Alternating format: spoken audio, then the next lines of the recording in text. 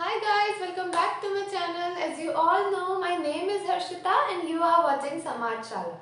आज हम पढ़ेंगे ज्योग्राफी का चैप्टर नंबर 7 और इसका नाम है आवर कंट्री, हिंदी में हमारा देश।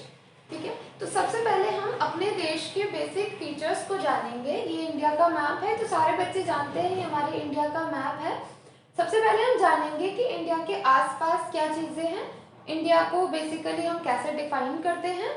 ठीक है, तो इंडिया ये है ईस्ट पार्ट, ये है वेस्ट पार्ट।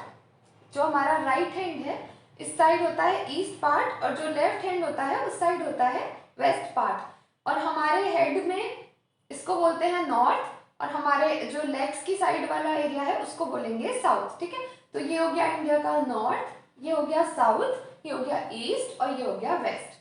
तो इंडिया जो है उसके ईस्ट में एक बहुत बड़ा ये समुद्र जैसा एरिया है, इसको बोला जाता है बे ऑफ बंगाल। इसको बे ऑफ बंगाल क्यों बोलते हैं?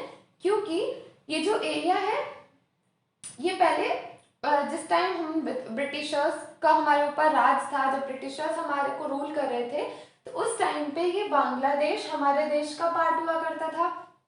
वेस्ट बंगाल, बांग्लादेश, ये सब एक ही एरिया था, इसको बंगाल बोलते थे। तो इस बंगाल की वजह से इस वाटर बॉडी का नाम बे ऑफ बंगाल पड़ा। अच्छा, बे का क्या मतलब होता है? बे का मतलब होता है एक ऐसी वाटर बॉडी, एक ऐसा समुद्र या ऐसा पानी भरा हुआ एक एरिया जो लैंड के साथ यू शेप बनाता है। ये यू शेप बन रही है ना, यू फॉर अम्ब्रेला, ऐसे बनाते हैं ना यू, तो ये यू शेप है, इसको बोला जाता है बे। इसलिए इंडिया के ईस्ट में है बे ऑफ बंगाल और इंडिया के वेस्ट में है अरेबियन सी। सी मतलब समुद्र। यहाँ अभी आपको पूरा मैप नहीं दिख रहा, अभी मैं वर्ल्ड मैप दिखाऊंगी तो आपको पता चलेगा कि इधर कितना बड़ा समुद्र है। इसको बोला जाता है अरेबियन सी, इसका नाम है अरेबियन सी, ये आपको याद रखना है। उसके बाद जब हम इंडिया के नीचे जाते हैं, ये जो एरिया नीचे वाला समुद्र है इसको बोलते हैं इंडियन ओशन। क्यों बोलते हैं इंडियन ओशन? क्योंकि इसको सी बोल रहे हैं, इसको ओशन बोल रहे हैं। क्यों? क्योंकि सी ओशन के साइज, ओशन से साइज में छोटा होता है और ओशन जो है वो महासागर है, वो बहुत बड़ा है। सी जो है वो ओशन के अंदर से बना है। सी छोटा है और ओशन बड़ा है। जो सी है वो ओशन के अंदर से बना है, इसलिए इसको बोल रहे हैं अरेबियन सी और नीचे वाले को बोल रहे हैं इंडियन ओशन। इसके अलावा हमको ये जानना है कि इंडिया का जो ऊपर है वो कैसा, क्या क्या एरिया है और इंडिया के साइड साइड में क्या एरिया है। तो इंडिया के यहाँ पे बहुत सारी कंट्रीज हैं, उसके बारे में अभी आपको आगे बताऊंगी। इंडिया के इधर भी कंट्रीज है और इंडिया के इधर भी कंट्रीज हैं। उसके बाद आपको लैटिट्यूड्स और लॉन्गिट्यूड्स अभी देखने नहीं आते हैं, ऐसा मैं एक्सपेक्ट कर रही हूँ। हो सकता है आपको आते भी हों, तो जिन बच्चों को देखने नहीं आते हैं उन बच्चों के लिए मैं लैटिट्यूड्स और लॉन्गिट्यूड्स के ऊपर एक अलग लेक्चर लेकर आऊंगी। और जिन बच्चों को समझ आता है लॉन्गिट्यूड्स और लैटिट्यूड्स क्या होता है, वो बच्चे अभी समझ लें। ठीक है, तो इंडिया जो है वो स्टार्ट होता है 8 डिग्री। कहाँ से? यहाँ, ये है इंडिया का सबसे लास्ट पॉइंट। उसके बाद ये जो है ये भी इंडिया का ही पार्ट है। अब हम इससे थोड़ा और नीचे चलेंगे तो 8.4 डिग्री आता है यहाँ तक। तो ये जो डिग्री है, यहाँ से इंडिया स्टार्ट हो रहा है और ऊपर जाता है इंडिया। कहाँ तक जा रहा है? 36 पॉइंट समथिंग डिग्री है और आगे ऊपर जा रहा है। तो ये लैटिट्यूड्स वाला एरिया है जो इंडिया कवर करता है। ऐसे बीच से एक रेंज आती है इंडिया के, एक लैटिट्यूड जाता है बेसिकली, जिसको बोला जाता है ट्रॉपिक ऑफ कैंसर। तो आपको वो जानने के लिए पहले मुझे वर्ल्ड का मैप या ग्लोब कुछ ऐसा दिखाना पड़ेगा जिससे आप लोगों को समझ आए। ठीक है, तो हमारा जो अर्थ है वो आपने अभी तक आप पढ़ते आए हैं कि हमारा जो अर्थ है वो सर्कल शेप का है। ठीक है, अब आज आप उसको करेक्ट कर लीजिए कि आपका अर्थ सर्कल शेप का नहीं, स्फेरिकल शेप का है। स्फेरिकल मतलब आपने बॉल देखी है, बॉल इस तरीके का, और ऊपर से जो अर्थ है वो कंप्लीटली ऐसे नहीं है, मतलब जैसा ये एरिया दिखाई दे रहा है थोड़ा सा फ्लैट है, ऊपर से हल्का सा फ्लैट है। जैसा मैं यहाँ से दिखा रही हूँ ऐसे ऐसे करके फ्लैट है, कंप्लीटली नहीं है सर्कल। ठीक है, तो जो ये ग्लोब है इसको बहुत सारी ऐसी रेज हैं जो ऐसे ऐसे करके जाती हैं, इनको लैटिट्यूड्स बोला जाता है। मैं आपको अगेन बताऊंगी कि मैं इस लैटिट्यूड्स और लॉन्गिट्यूड्स को एक अलग लेक्चर में आपके साथ डिस्कस करूंगी। तो अभी हमारा जो अर्थ है इसको सबसे मिडिल से हम लोग 2 पार्ट्स में डिवाइड करेंगे। ठीक है, लाइन खींची है इसको बोला जाता है इक्वेटर।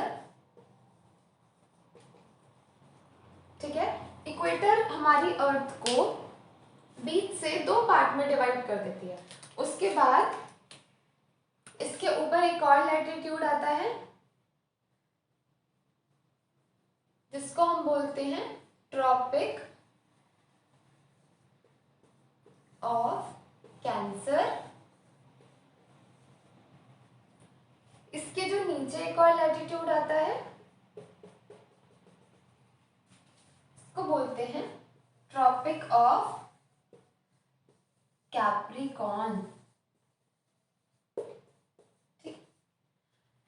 ठीक है, आप चाहो तो इसका स्क्रीनशॉट ले सकते हो अभी, या फिर तब ले लेना जब मैं पूरा एक्सप्लेन कर दूं। तो जब हम इस वाली रे को हमने यहाँ पे खींचा था तो आपको पता चला कि अगर मैं एक बॉल लूं और उसको बीच में से काट दूं, या फिर कभी कोई ऐसा गोल फ्रूट या कुछ लेना, उसको बीच से काट देना, तो वो दो पार्ट में डिवाइड हो जाएगा।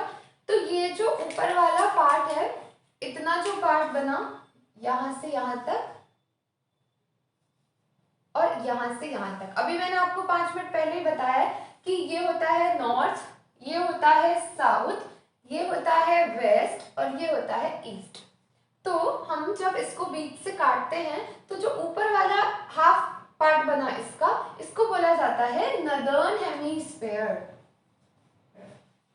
ठीक है, सेम एज जब हम नीचे वाले पार्ट को देखेंगे इसको बोला जाता है सदर्न हेमिस्फीयर। ठीक है, तो हमारी जो इंडिया है, जो हमारी कंट्री है, वो कहाँ लाई करती है? हमारी कंट्री है यहाँ, ये है इंडिया। ठीक है, इंडिया को बीच से कौन सी रे काट रही है?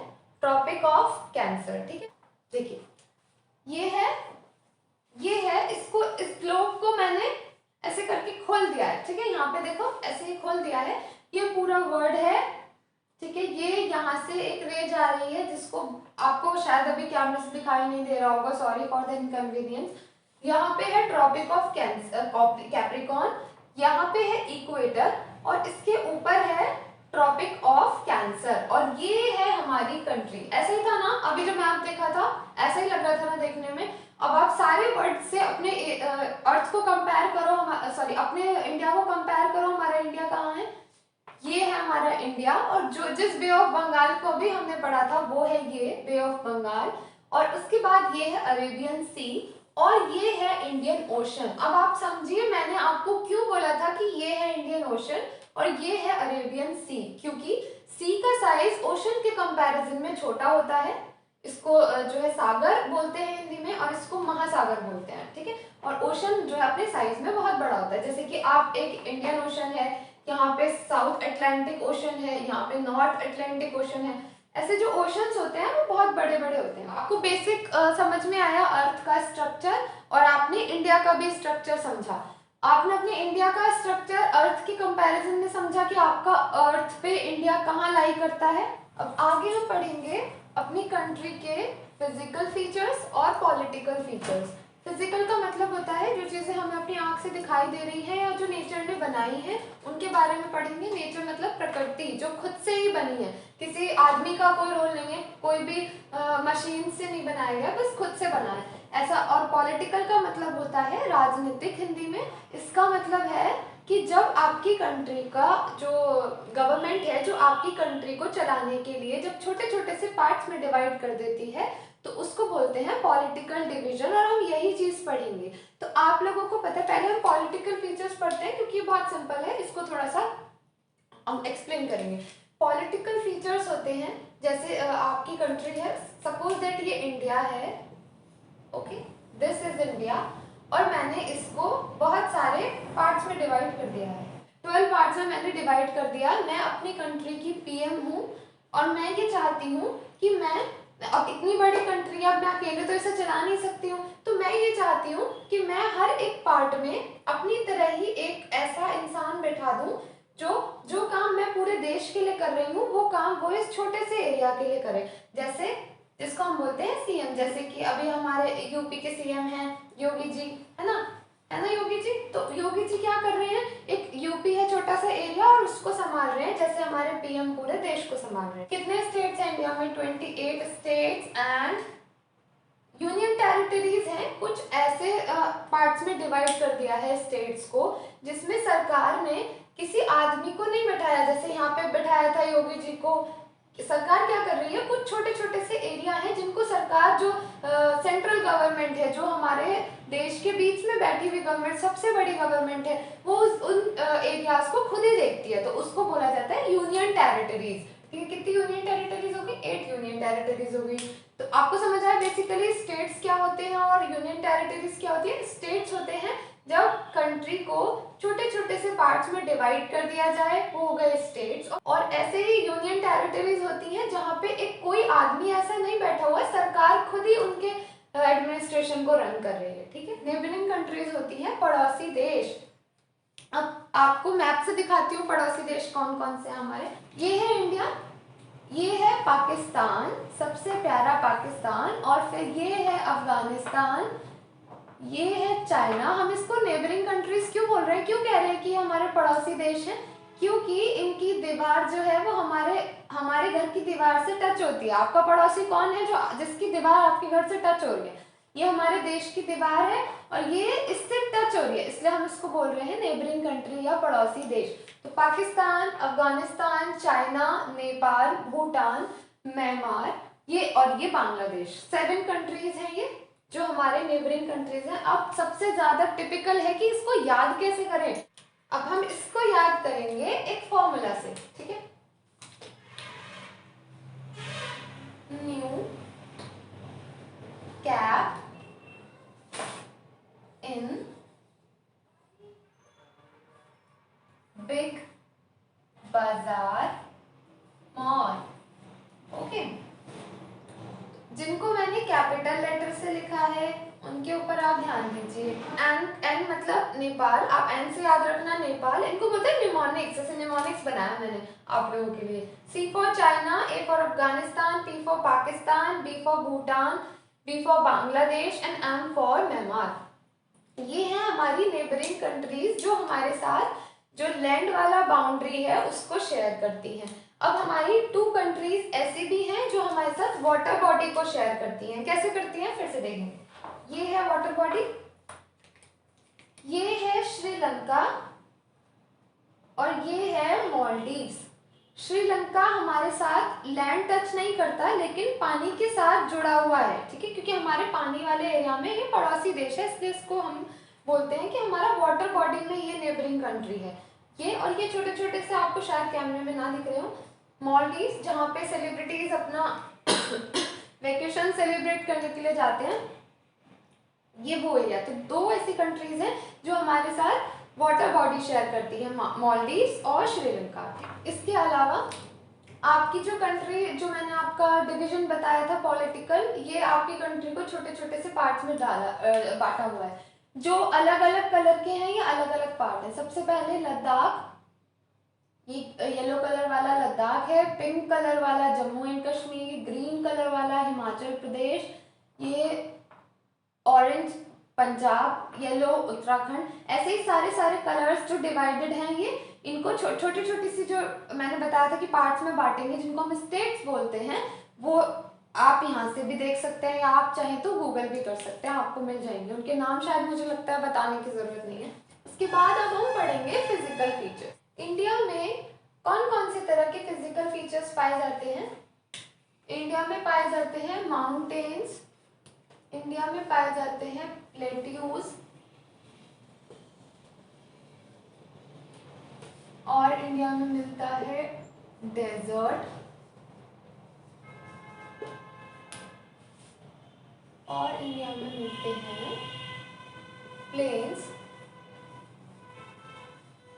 ठीक है, माउंटेन्स मतलब पहाड़, डेजर्ट मतलब रेगिस्तान, प्लेन्स मतलब जमीन, और प्लेट्यूज मतलब मैं आपको आगे समझाऊंगी क्योंकि अभी यहाँ समझाया तो मुश्किल होगा। ये है माउंटेन। ठीक है, माउंटेन क्या होता है, जब हमारा जमीन कोनिकल शेप में ऊपर उठ जाए। कोनिकल मतलब आप बर्थडेज पे कैप लगाते हैं ना, ऐसे वाली शेप की कैप, इस शेप को बोला जाता है कोन। ऐसी कैप लगाते हैं बर्थडेज पे, तो ये जो शेप है इसको बोला जाता है कोन। जब लैंड कोनिकल शेप में ऊपर उठ जाती है तो उसको बोलते हैं पहाड़ या फिर माउंटेन। जब ये जमीन रह जाती है तो इसको बोला जाता है प्लेन। और जब ना तो ये माउंटेन बन पाती है ना ये जमीन रह पाती है, तो क्या होता है, ये थोड़ी लैंड से ऊपर उठती है लेकिन कंप्लीटली कोन वाला शेप नहीं ले पाती है, तो ये ऊपर से फ्लैट होती है। ठीक है, इसको बोलते हैं टेबल लाइक स्ट्रक्चर। टेबल ऐसी होती है ना, नीचे से उठी हुई और ऊपर से फ्लैट, तो इसको बोला जाता है table like structure. Table like structure मतलब टेबल की तरह दिखने वाला स्ट्रक्चर। ठीक है, ये हो गया कोन। आप स्क्रीनशॉट लेते रहिएगा या फिर मेरे साथ कॉपी पेंसिल लेके बैठिए जिससे कि आप नोट्स बना पाए। और ये हो गए प्लेन्स। अब आपको समझ में आया। डेजर्ट तो सबको पता है, जहाँ पे ऊंट रहता है, देखा होगा ना सबने मूवीज में डेजर्ट। ठीक है, अब मैं आपको ये दिखाऊंगी इंडिया में ये सब चीजें कहाँ कहाँ पे हैं।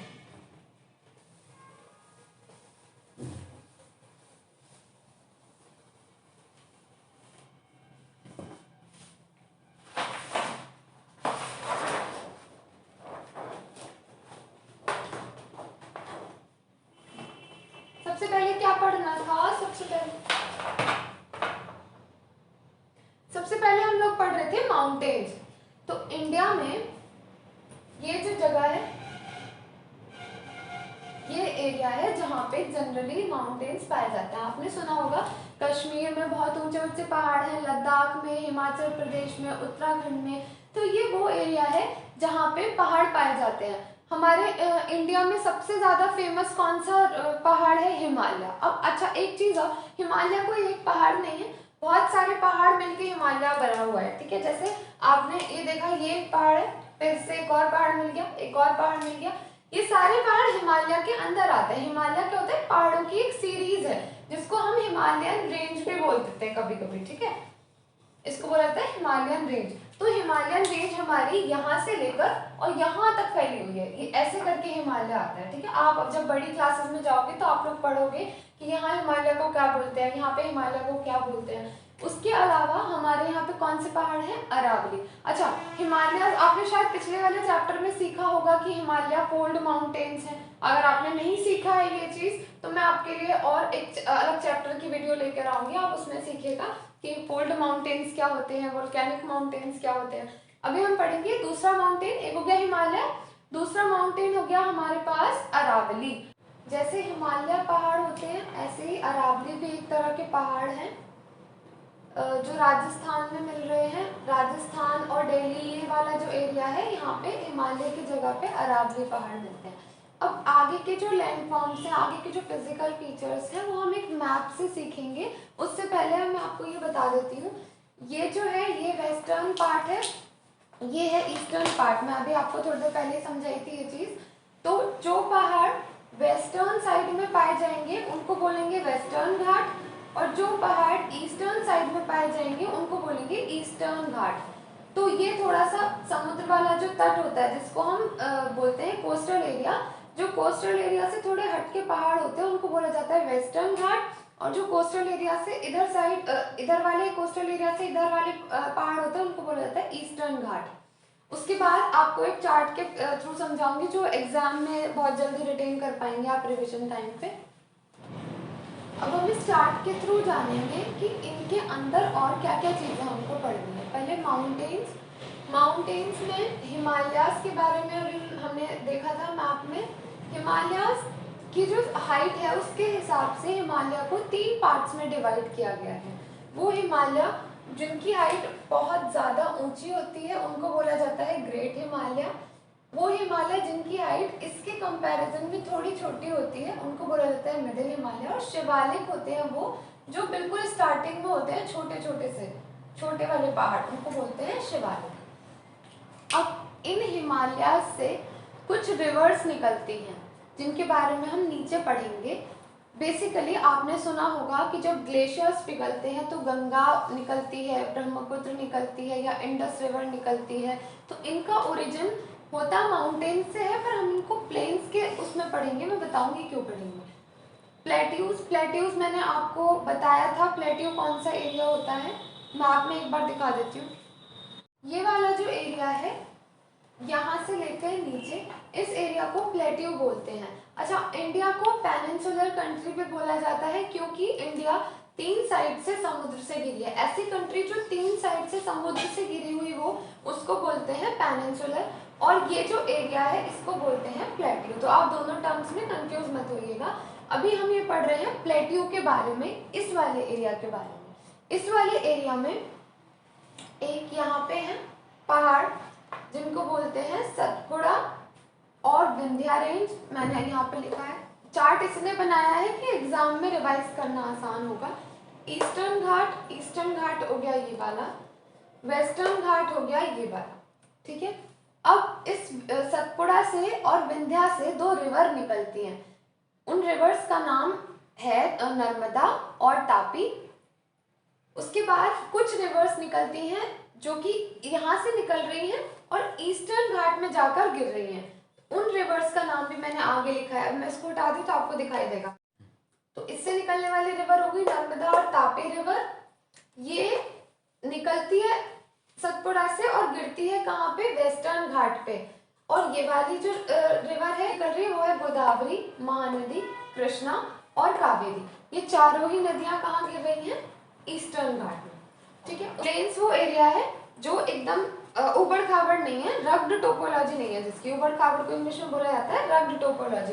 तो उसके एकदम प्लेन है जहाँ पे मूवमेंट आसान होता है, ट्रांसपोर्टेशन इजीली कर सकते हैं। तो ये एरिया, हम रिवर्स को इसमें क्यों पढ़ रहे हैं, क्योंकि ये जो एरिया है वो रिवर्स के द्वारा ही बनाया गया है। जब रिवर्स ने हिमालय से निकलना शुरू किया था तो हिमालय को ये थोड़ा थोड़ा सा इरोड करती है। इरोड मतलब उसकी जो मिट्टी है वो अपने साथ बहाकर लेके आई थी। तो जो सारी मिट्टी लेकर आई, उसने जब हाइट खत्म हो गई, यहाँ पे पूरी हाइट खत्म हो गई, पहले इतने ऊंचे पहाड़ से आई लेके, फिर छोटे पहाड़ पे आई, फिर शिवालिक पे आई और यहाँ आके कम्प्लीटली खत्म हो जाता है। तो यहाँ पे जब ये आते हैं तो रिवर्स अपना जो नीचे का मटेरियल है वो यहीं जमा करती चली जाती है। हाँ, तो उन रिवर्स से बनता है प्लेन्स, ठीक है। अब 3 तरीके के रिवर हैं जो हमारी इंडिया में है, एक गंगा, एक ब्रह्मपुत्र, एक इंडस। जब हम इंडिया का मैप देखते हैं, यहाँ से आ रही है गंगा, इधर जा रही है इंडस और यहाँ से आ रही है ब्रह्मपुत्र। आपको मैप में शायद अच्छे से नहीं दिखाई दे रहा होगा, लेकिन जो इंडस रिवर है वो यहाँ से निकलती है और पाकिस्तान में पूरा पानी देती है, और जो गंगा है वो यहाँ से निकलती है और उत्तर प्रदेश, बिहार, ये जो एरियाज हैं ये पूरी तरह से गंगा के ऊपर डिपेंड है, यहाँ से गंगा आती है। और ब्रह्मपुत्र आ रही है असम से। अब यहाँ पे आके ये गिर जाती हैं। जब ये 2 रिवर आपस में मिलेंगी तो यहाँ पे ये एक ऐसा लैंडफॉर्म बनाती हैं जिसको हम डेल्टा बोलते हैं। वो कैसे बनता है, ये आई गंगा, ये आई ब्रह्मपुत्र, और जब ये आपस में मिलेगी तो जितना भी मटेरियल अपने साथ लेकर आई थी ये रिवर्स क्या करेंगे, उनको यहाँ पे जमा कर देंगे। उसको जमा होने की वजह से रिवर को अपना पाथ चेंज करना पड़ता है, तो रिवर ऐसे ऐसे कई सारे पार्ट्स में डिवाइड हो जाते हैं जिसको बोलते हैं डेल्टास। और इंडिया में एक डेल्टा पाया जाता है सुंदरबन डेल्टा, जो वर्ल्ड का सबसे लार्जेस्ट डेल्टा है। आपकी बुक्स में नाम दिया हुआ है पर फिर भी मैं लिख देती हूँ। उसके अलावा एक लास्ट लैंडफॉर्म बचा है जिसके बारे में हम पढ़ेंगे, ठीक है। अब हम पढ़ेंगे आइलैंड्स। आइलैंड्स क्या होते हैं, जब बहुत बड़ी वाटर बॉडी के बीच में कोई ऐसा लैंड का पार्ट हो, जैसे आपने मूवीज में देखा होगा कि किसी की शिप खराब हो गई है, या मूवीज में दिखाते हैं कि आइसोलेट कर दिया है एक्टर एक्ट्रेस को, तो एक ऐसा एरिया जो समुद्र के बीच में एक छोटा सा लैंड है उसको बोला जाता है आइलैंड। तो इंडिया में हमारे पास 2 सबसे फेमस आइलैंड है, जो लक्षद्वीप और अंडमान निकोबार। जो अंडमान निकोबार है वो भी हमारी यूनियन टेरिटरी है, और लक्षद्वीप है ये भी हमारी यूनियन टेरिटरी है। इस अंडमान निकोबार के अंदर ही हमारा सबसे ज्यादा साउथ ईस्ट पॉइंट इसका इंडिया का है, शायद आपके सिलेबस में अभी नहीं। तो एक सबसे बड़ा जो कह सकते हैं डिसएडवांटेज होता है ऐसे एरियाज का, कि क्योंकि ये समुद्र के बीच में है तो यहाँ पे नेचुरल डिजास्टर्स बहुत आती हैं, और सुनामी सबसे ज़्यादा समुद्र में सुनामी का डर रहता है आइलैंड वाले लोगों को, क्योंकि ये बहुत छोटा एरिया है। अगर सुनामी आएगी तो पूरा का पूरा एरिया इससे डिस्ट्रॉय हो सकता है। हमारी हिस्ट्री में बहुत सारी सुनामियाँ आ चुकी हैं, अंडमान निकोबार में भी, लक्षद्वीप में भी, इवन कोस्टल एरियाज में भी बहुत सारे ऐसे डेंजरस इवेंट्स हो जाते हैं। आज हम इस लेक्चर को ख़त्म करते हैं, नेक्स्ट लेक्चर लेके आएंगे 7th क्लास के लिए। अगर आपको ये लेक्चर पसंद आया है तो आप मेरी वीडियो को लाइक कीजिए, शेयर कीजिए, सब्सक्राइब कीजिए। Thank you, have a nice day.